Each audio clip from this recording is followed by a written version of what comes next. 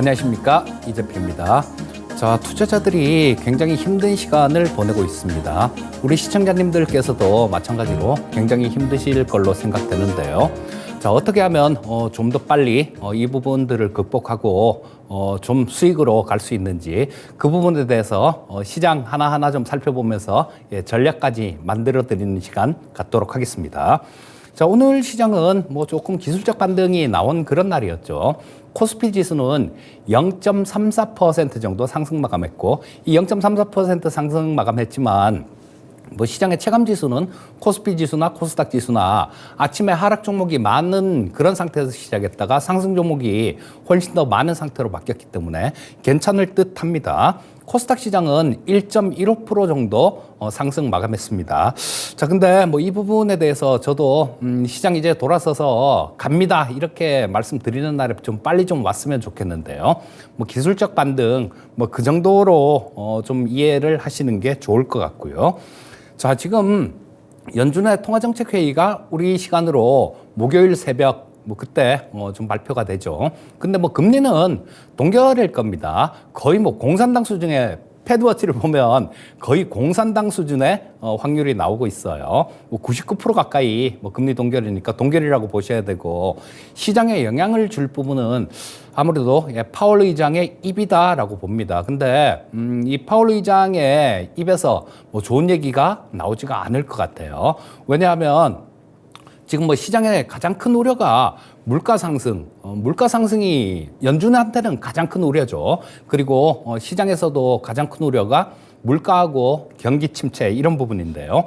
파월 의장은 조금 매파적으로 나올 수밖에 없을 겁니다. 왜냐하면 70년대 아서번즈처럼 그렇게 되고 싶지가 않을 테니까요. 그리고 뭐 또 이런 부분들 때문에 그렇게 하진 않지만, 파월 의장은 지금 현 정부 이제 대선이 1년 남은 상태에서 굳이 뭐 현 정부한테 충성할 필요는 없죠. 왜? 파월 의장은 공화당원이니까요. 자, 그런 부분들도 있기 때문에 파월 의장은 소신껏 얘기를 할 것 같고, 그렇게 되면 조금 매파적이지 않을까 싶은 생각이 듭니다. 자, 시장의 우려가, 가장 큰 우려가 물가하고 경기 침체다라는 말씀을 드렸는데요. 자, 준비된 화면 잠깐 보면서 말씀드리겠습니다. 자, 저기서 월 말에 이 발표되는 것 중에 PCE 물가가 있고요. PCE 물가가 있고, 그 다음에 미시간대에서 뭐 기대 인플레이션 이런 것들을 발표를 하는데요. PCE는 전에도 뭐 계속 좀 보여드렸으니까, 그리고 예상치보다 조금 위에 나온 그런 상태이기 때문에 아주 큰 그런 변화는 없었습니다. 살짝 위에 있었어요, 예상치에 부합하거나. 자, 지금 5가지 지표가 발표가 됐는데요. 소비자 심리지수, 기대지수, 소비자 평가지수, 1년 기대 인플레, 5년 기대 인플레, 이렇게 5가지 지표가 발표가 됐는데요. 이 5가지가 대부분 다 그렇게 썩 좋지 않은 그런 모습이 나왔습니다. 소비자 심리지수가 68.1에서 63.8로 떨어졌죠. 그만큼 소비자들이 심리적으로 위축되고 있다는 얘기입니다. 소비자 기대지수 역시 마찬가지, 소비자들이 향후에 좀 더 뭐 나아질 수 있을 것이냐, 이런 부분에 대한 설문조사에서도 전월 66.6에서 59.3으로 떨어지는 모습이었고요. 이 부분들은 파란색으로 칠해놓은 부분들은 이것도 다음에 발표될 때 수정이 되거든요. 이번 달치도 뭐 수정이 될 수도 있습니다. 더 낮은 숫자로 수정이 됐다라는 얘기예요. 자, 그리고 소비자 평가지수 역시 마찬가지 70.6으로 더 떨어졌죠. 자, 그래서 이 소비자들이 기대하고 있는 부분들, 이런 부분들은 그렇게 지금 좀 피부로 느끼는, 소비자들이 피부로 느끼는 그런 경기는 지금 벌써 전월보다 많이 위축됐다라고 보시면 될 것 같고요. 자, 연준에서 가장 좀 이렇게 보고 있는 게 기대 인플레인데요. 자, 보시게 되면 그 전에 이때 뭐 저 8월 달에 3.5에서 3.2로 좀 떨어지는 모습이었었죠. 좀 떨어졌습니다. 근데 이게 원래는 3.0 정도 했었는데 3.2로 수정된 겁니다. 낮게 발표해 놓고 그다음에 낮은 거 틀렸어, 좀 더 높아라고 3.2로 발표를 했어요. 근데 지난주 말에 나온 지표가 이 1년 기대 인플레가 4.2%가 나왔습니다. 소비자들한테 1년 후에 뭐 기대 인플레이션이 얼마나 될 것 같아요? 라고 물어보니까 4.2%요 라고 얘기를 하면서 전월비해갖고 무려 1%나 높게 얘기를 했습니다. 자, 그만큼 뭐 이스라엘 전쟁하고 뭐 이런 부분들도 상당히 좀 영향을 줬을 걸로 생각되는데요. 그런 부분들 때문에 소비자들 기대치도 상당히 좀 낮아지는 그런 모습입니다. 근데 여기다가 뭐 이 부분들 뭐 산업 생산이나 뭐 이런 것들을 보게 되면요. 그 나오는 지표들도 대부분 조금 안 좋게 나오고 있고 또 한 가지는 그 부분이 있습니다. 경기 선행지수라는 게 있죠. 선행지수. 이게 뭐 가끔 가다가 제가 화면으로 보여드리곤 합니다만 오늘은 이거 갖고 나오면서 선행지수는 안 갖고 나왔는데요. 작년 4월부터입니다. 경기 선행지수가 마이너스가 나오기 시작한 게 작년 4월부터고 지금 18개월 연속 마이너스가 나오고 있어요. 뭐 기대 인플레가 높아지고 그다음에 경기 선행지수는 18개월 연속으로 마이너스다라면 충분히 시장이 야 이거 좀 물가는 올라가는데 경기는 침체되는 거 아니야? 그럼 이거 스태그플레이션 아니냐? 뭐 이런 걱정을 충분히 할 수 있는 그런 지표들이 나오고 있습니다. 자, 그래서 이런 부분들이 시장의 가장 큰 걱정거리인데요. 자, 저 역시도 마찬가지. 저는 항상 그렇습니다. 이런 부분들에 대해서 안심을 안 해요. 자, 제가 4월 달인가 배워야 산다를 한 적이 있는데 그때 미국 금리하고 그다음에 주가하고 움직임들 이런 것들을 정리해서 배워야 산다를 진행해 드린 적이 있는데요. 그 영상을 한번 찾아보시면 굉장히 큰 도움이 아마 되실 겁니다. 자, 지금 뭐 그 배워야 산다에서 하던 거 지금 말씀드리기는 시간이 턱도 없이 부족하니까 뭐 그걸로 가름하기로 하고요. 자, 뭐 그래서 지금 이런 부분들이 시장의 발목을 잡고 있는 부분들이니까 어느 정도 어떤 계기가 좀 있어야 된다라는 생각입니다. 시장이 의미 있게 돌아서기 위해서는요. 자, 전체적으로 시장 흐름 한번 짚어보도록 하겠습니다. 자, 보시면 코스피 지수인데요. 자, 오전에 조금 하락 출발했었죠. 자, 근데 이것도 미국 지난주 금요일 날 끝났을 때 야간 선물은 마이너스 3.15포인트 정도로 끝났는데요. 뭐 조금 그거보다는 조금 나은 상태에서 출발한 겁니다. 그래서 오전장에 뭐 이렇게 반등 시도가 나왔었죠. 그리고 오후장 되니까 뭐 조금 또 걱정하는 물량들 나오면서 오후장에 좀 이렇게 등락하는 모습으로 마감됐는데요. 자, 이런 것들은 일단 뭐 전체적인 흐름은 보시게 되면 자, 그냥 좀 바닥에서 조금 이렇게 기술적 반등 들어올리는 기술적 반등이 나왔다라고 보시면 될 것 같고요. 자, 지금 이 보시게 되면 조금 이걸 좀 크게 키워놓고 보도록 하겠습니다. 자, 보시면 기술적 반등은 나왔는데요. 여기 오늘 이 거래대금 보시면요. 오늘 거래대금 보시게 되면 자, 이때 거래대금이 좀 있었죠. 근데 6조 8천억 정도 수준밖에 안 됩니다. 그래서 일단 뭐 지금 오늘 반등이 이렇게 좀 나오긴 한 모습이지만 그렇게 강한 반등은 아니다라고 보시면 될 거고요. 자, 뭐 이 거래량도 좀 붙어주고 그랬다라면 좀 더 신뢰도가 높을 텐데 일단은 기술적 반등 구간이긴 한데 아주 그렇게 뭐 우리가 만족스러울 만큼 강한 반등은 아니다. 이렇게 정리를 할 수 있겠습니다. 자, 수급 한번 짚어보도록 할게요. 참 어지간히도 팝니다, 외국인들. 자, 뭐 이때 18일 연속 매도했다가 뭐 조금 샀다 팔았다 이러면서 오늘도 6일 연속 매도를 하는 모습인데요. 오늘은 매도 물량은 조금 줄어든 그런 상황입니다. 하지만 이 주가 지수가 고점을 친 게 8월 1일이에요. 자, 8월 초에 고점을 쳤는데 그때부터 외국인들이 누적 순매도가 코스피 시장에서 한 4조 5천억 정도 됩니다. 4조 5천억 정도 되니까 뭐 그냥 눈만 뜨면 팔았다는 얘기예요. 자, 그래서 이런 부분들이 조금 개선이 돼줘야 개선되는 움직임이 나와줘야 어느 정도 의미 있는 반등 그런 부분들을 얘기할 수 있을 것 같습니다. 자, 선물 시장 한번 볼게요. 자, 선물 시장은 지금 오늘은 좀 순매수 전환했죠. 뭐 이때 계속 팔다가 매수 전환했다가 조금 매도를 하다가 오늘은 3,800억 정도 순매수를 했는데요. 이게 장중에는 뭐 한 4,800억 정도 그 정도까지 순매수가 있었습니다. 장 마감 무렵에 조금 줄어든 거고요. 그런데 뭐 오늘 선물 매수는 어느 정도 조금 의미는 약간은 좀 들 수 있을 것 같습니다. 이게 기술적 반등이 좀 더 이어질 것 같다라는 뭐 그런 이유가 되는데요. 이때 제가 그런 말씀을 좀 드렸었죠. 지난주 명인들의 복귀에서 자, 일별 차트를 한번 놓고 말씀을 드리면요. 이날이죠. 지난주 명인들의 복귀한 날이 이날입니다. 이날 말씀드리기를 내일 한 번 정도 이렇게 더 빠지면 기술적 반등은 나올 수 있을 겁니다라는 말씀을 드리면서 여기서 추가적으로 기술적 반등이 나오려면 외국인들 선물 매수 플러스 그다음에 미결제 감소 이거를 말씀드렸었는데요. 이날 안타깝게도 기술적 반등이 이렇게 나왔었죠. 그런데 이때 외국인들은 선물을 오히려 매도를 하는 모습이었습니다. 그랬기 때문에 이렇게 좀 저기서 제대로 된 반등으로 이어지지 못하고 그냥 또다시 밀리는 그런 모습이 나왔는데요.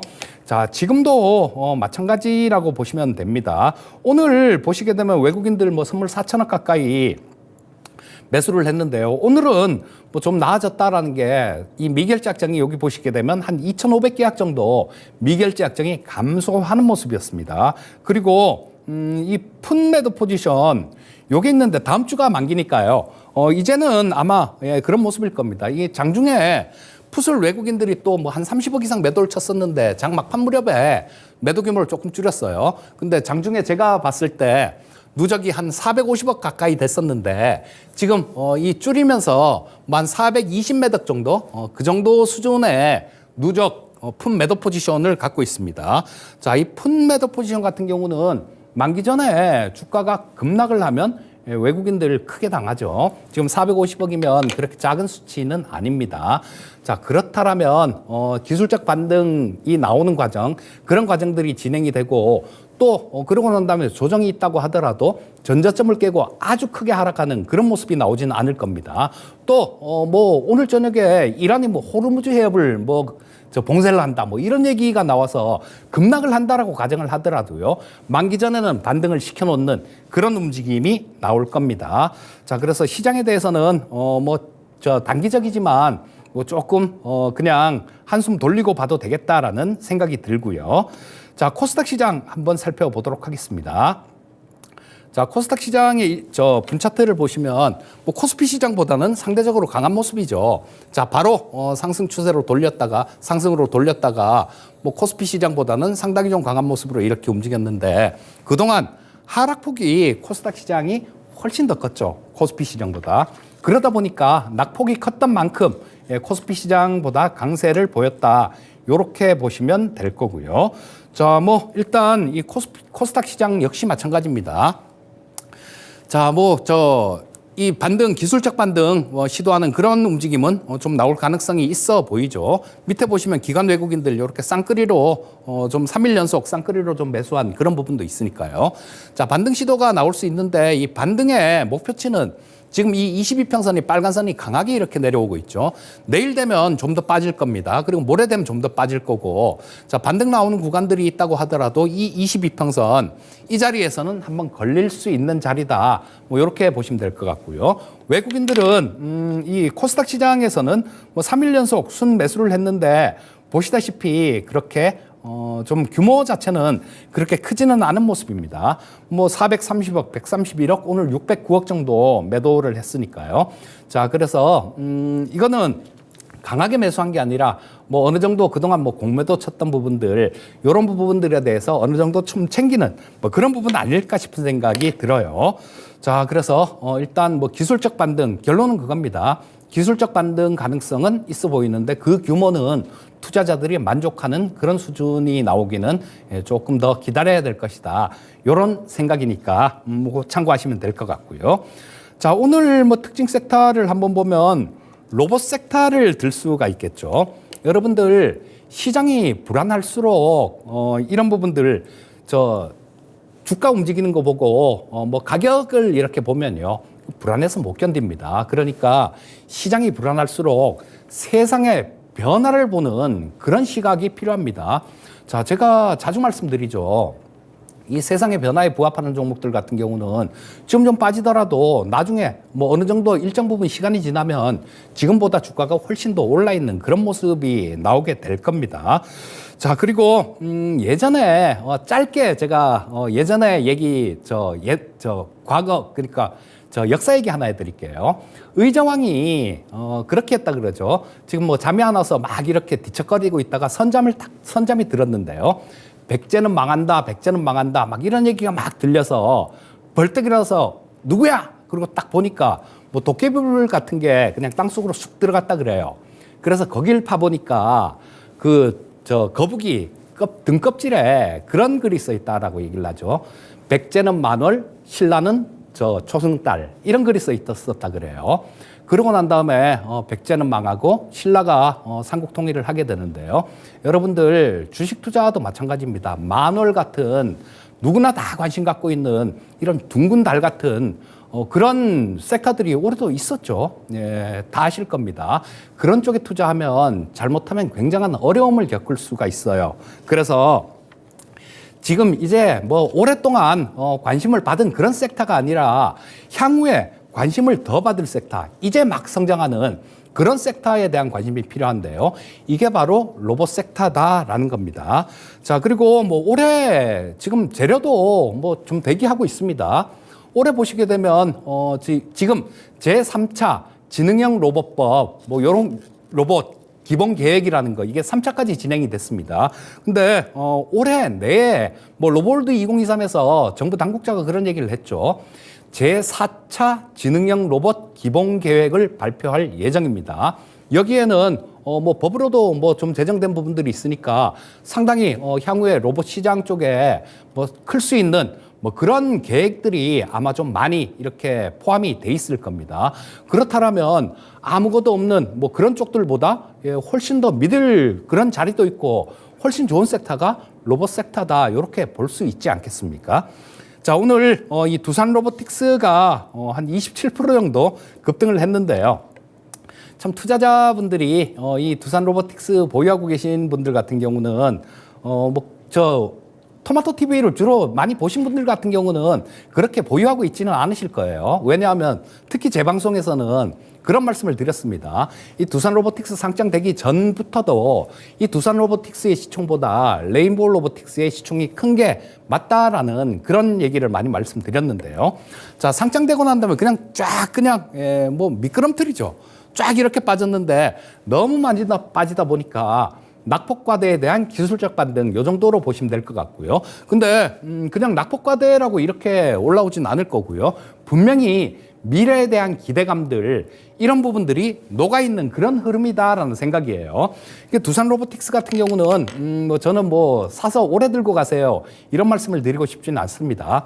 요 신규 상장 종목이라서 좀 많이 왔다 갔다 하니까 트레이딩 관점 뭐 이런 쪽으로 좀 이용을 하시면 좋을 것 같다라고 말씀드리고 싶고요. 진짜는 저는 이 레인보우 로보틱스다라는 생각입니다. 자, 지금 11월 달에 지금 11월 17일이에요. 17일 날 지능형 로봇 개발 및 보급 촉진법이 발표가 될 겁니다. 요거는 올해 초에 국회에도 통과가 다 됐어요. 국회도 통과가 다 된 부분이고 11월 17일 날 어떤 부분들이 있냐면 제일 대표적인 게 그런 부분일 겁니다. 자율주행 로봇을 도로 통행하는 걸 허용해주는 이런 부분들이 아마 주요 골자가 될 것 같아요. 뭐 다른 부분들도 좀 많이 포함이 돼 있겠지만, 자, 그러면 이런 부분들이 생긴다라면 어떤 쪽이 관심을 받겠습니까? 당연히 AMR이라는 거, 이 자율주행 로봇 AMR 쪽이 관심을 받을 거예요. 지금 AMR 관련해 갖고 대표적인 쪽은 T로보틱스 이런 종목들도 있는데, T로보틱스는 이거 발표되고 난 다음에 바로 전환사체가 전환할 수 있는 그런 기일이 도래합니다. 그래서 썩 내키진 않고요. 레인보우 로보틱스가 로보월드 2023에서 자율주행 로봇을 하나 또 공개를 했죠. 근데 지금 우리 물리센터나 이런 데 쓰고 있는 로봇들이 자율주행 로봇이 70% 이상이 중국산입니다. 왜 그걸 쓰느냐? 가격이 싸기 때문이에요. 근데 거기 로보월드 2023에서 공개한 자율주행 로봇이 중국산 로봇의 가격을 맞췄다라고 뭐 그런 얘기를 했습니다. 자, 그렇게 되면 이왕이면 중국 거 안 쓰고 우리나라 걸 쓰겠죠. 소프트웨어 같은 것도 다 내재화를 한 기업이기 때문에 AS도 그만큼 좀 빠르고 돌발 상황에 대해서 좀 빠르게 대처를 할 수 있는 그런 부분들도 분명히 존재하니까요.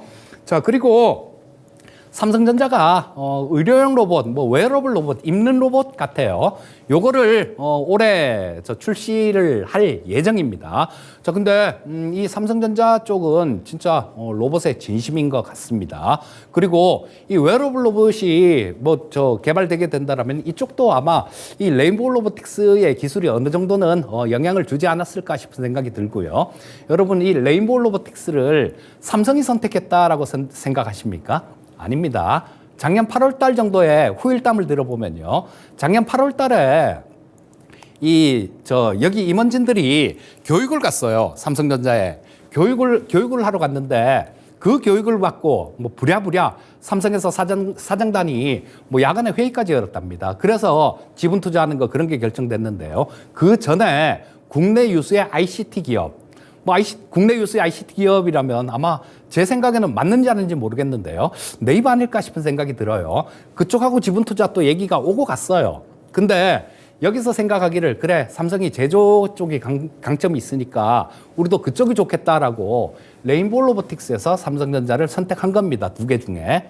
자, 그리고 아마 이 삼성전자한테는 굉장히 좀 구미가 당기는 그런 기업일 거예요. 왜냐하면 다 부품들을 다 내줘야 했고 소프트웨어도 내줘야 했으니까 지금 이제 뭐 삼성에서 만드는 로봇 청소기 같은 것도 이 레인보우 로보틱스의 기술을 도입한다라면 단가 자체가 엄청나게 내려갈 수 있습니다.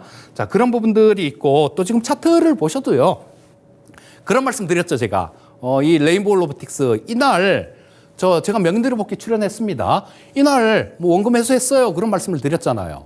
그리고 이날 또 위에서 원금 회수했는 거 그 숫자만큼 매수했어요 라는 말씀을 드렸죠. 근데 뭐 조금 올라갔을 때 이거 먹고 팔 건 아니었으니까 그냥 보유하고 있습니다. 지금은 이때 매수한 거도 평가 이익 상태입니다. 지수가 그렇게 시장이 많이 하락했잖아요. 그래도 평가 이익이 나고 있다라는 거예요. 자, 이런 부분들은 기술적인 부분들을 보시게 되면 122평선 근처까지 거의 다 돼서 지금 좀 바닥을 잡아가는 그런 모습이죠. 그리고 또 아까 말씀드렸던 그런 재료들 보유하고 있는 종목이기 때문에 향후에도 좀 잘 살펴보시고요. 레인보우 로보틱스는 제가 자주 말씀드리니까 뭐 그 참고하실 때는 제 방송 좀 보시면 아마 다른 데 보실 필요도 없이 잘 대응이 가능하실 겁니다. 자, 다음은 방산 섹터 한번 보도록 하겠습니다. 자, 오늘 이 방산 쪽에서 방산 쪽도 좋은 움직임이 나왔죠. K방산에 대한 관심이 굉장히 증가되고 있는 그런 상황이죠. 자, 그리고 우리 한 가지 생각해 봐야 될 거는 러시아 있지 않습니까? 러시아가 세계 무기 수출 2위를 했어요. 근데 러시아는 거의 방산 시장에서 퇴출되는 분위기죠. 무기가 그렇게 좋으면 우크라이나한테 왜 그렇게 당하겠습니까? 그리고 러시아 입김 때문에 우리나라 무기 도입 못했던 나라들, 인도 같은 경우가 대표적입니다. K9 자주포 수출하려다가 러시아 입김 때문에 좌절된 적도 있어요. 자, 이런 쪽들도 향후에 다 뻗어나갈 수 있는 그런 부분들입니다. 그리고 또 한 가지는 눈에 보이는 실적들, 이것들 보시면요. 가장 확실하게 작년보다 올해가 좋고 올해보다는 내년보다는 후년이 좋을 섹터가 이 방산 섹터라는 겁니다. 그렇다면 이 부분 좀 관심을 많이 갖고 보시면 좋을 것 같고, 이 하나 시스템은 그걸 하는 회사죠. 레이더를 만드는 회사예요. 방산 쪽 미국이나 뭐 이런 쪽에서도 우리나라나 뭐 다른 국가에 공개하지 않는 기술 중에 하나가 레이더, 그리고 또 엔진 쪽 이런 기술이죠. 이 하나 시스템 같은 경우는 자, 뭐 그 레이더 쪽인데 2024년 내년에 사상 최대 실적을 기록할 것 같고요. 또 사우디가 천궁2 여기에 관심이 되게 많은데요. 자, 이게 뭐 10조가 될 것이다라는 그런 좀 얘기들도 있고 막 그렇습니다. 근데 그 전에 수출했던 거 천궁2 UAE에 수출한 거 보면 4조 3천억 정도 중에 그 한 1조 2천억에서 1조 6천억 정도가 바로 이 하나 시스템의 매출입니다. 좀 관심 있게 보시면 좋을 것 같고요. 그다음에 한국항공우주도 좀 눈여겨봐야 된다라는 생각인데, 지금 KF-21 4.5세대 차세대 전투기 개발하는데 지금 인도네시아하고 같이 했죠. 근데 인도네시아가 돈을 입금을 안 해요. 돈을 아직까지도 8천억을 미납하고 있는데 이 부분 때문에 관계자들이 좀 이제 참을 만큼 참았다 이런 분위기인 것 같습니다.